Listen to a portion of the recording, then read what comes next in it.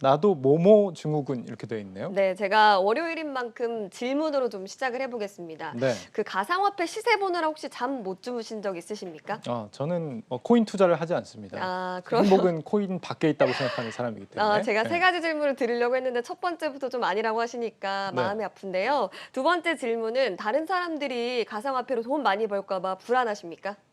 많이 불안하죠. 아, 그건 네. 불안하시고요. 네, 그다음에는 뭐 시세 확인하려고 스마트폰 음. 자주 보다가 거북목 현상 있으신가요?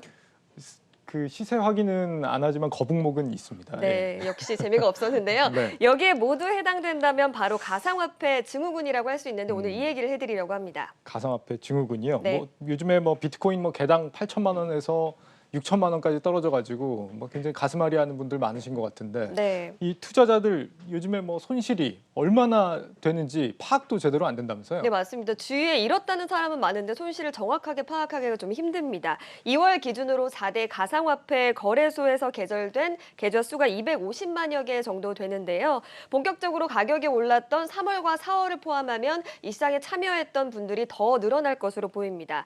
하지만 가상화폐 관련 법제화가 돼 있지 않아서 자료를 요구할 수가 없기 때문에 이 시장의 규모를 좀 추산할 수가 없는 상황이라고 하는데요.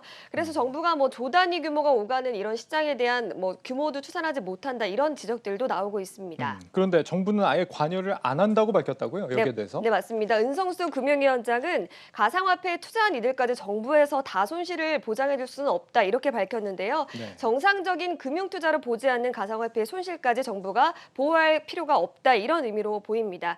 하지만 정부가 경제나 사회에 미칠 영향 등을 외면해서는 안 된다는 지적이 있는데 실제로 지난 2018년에 가상화폐 투자로 손실이 많았을 때 뭐 가재 도구를 부수거나 또 자살을 암시하는 게시글들이 굉장히 많이 올라왔던 그런 사회적 풍토가 있었습니다. 사실 뭐 애초에 투자가 여기에 몰려들고 있는데 정부가 그동안 좀 수수방관해왔다는 지적을 피하기 어려울 것 같죠? 네, 맞습니다. 사실 가상화폐 허점으로 꼽히는 것이 한두 가지가 아닌데요. 네. 일단 지난 시간에 우리나라에서 시세가 더 높게 거래되는 김치 프리미엄 얘기를 좀 해드렸습니다. 이렇게 프리미엄 수치가 굉장히 높은데요. 많은 사람들이 일단 해외에서 저렴한 가격에 코인을 사서 이 가상화폐를 국내 가상화폐 거래소 지갑으로 옮긴 다음에 시세 차익을 보는 것을 바로 김치 프리미엄이라고 합니다.